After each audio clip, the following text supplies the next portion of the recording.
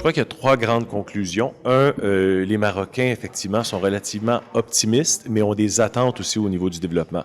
De leur perspective, le Maroc a évolué dans les dernières années, évolue actuellement, mais ils s'attendent à ce qu'il évolue encore plus dans un proche avenir. Les jeunes en particulier ont des attentes élevées au fait que le pays doit évoluer dans les années à venir, mais la plupart des gens considèrent que ça n'est pas statique. Il y a de l'évolution, ça n'est pas complet, il doit y en avoir davantage, mais les gens sont optimistes et croient que ça va aller dans la bonne direction, oui, tout à fait.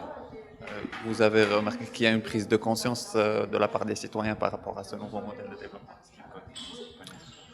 Il y a une certaine prise de conscience. Les citoyens, une portion des citoyens connaît ou croit connaître un peu le modèle de développement, on a entendu parler.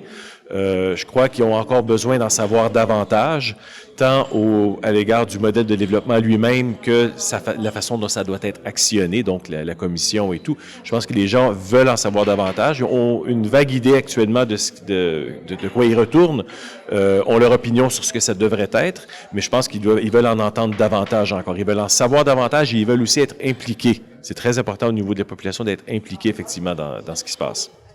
Par rapport aux attentes, quels sont les secteurs prioritaires pour les citoyens que vous avez? Les attentes sont très nombreuses, touchent la justice sociale, la technologie, l'inclusion et tout.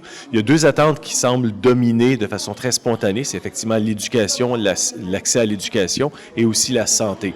Mais il y a tout de même pratiquement une douzaine d'attentes importantes aux yeux de la population, mais ce qui ressort de façon prioritaire aux yeux des gens, il y a vraiment une question d'éducation, une question de santé qui semble être très prioritaire à leurs yeux. Les gens perçoivent qu'on doit aller dans cette direction-là et on doit y aller probablement plus rapidement. Et donc, il y a des attentes à ce niveau-là. Les gens sont conscients que c'est des moyens qui vont les aider justement à réduire, à améliorer l'éducation, à améliorer la santé, à réduire les inéquités sociales ou régionales. Ça passe effectivement par aussi une amélioration de la technologie et une intégration de la digitalisation et de tous les moyens disponibles finalement.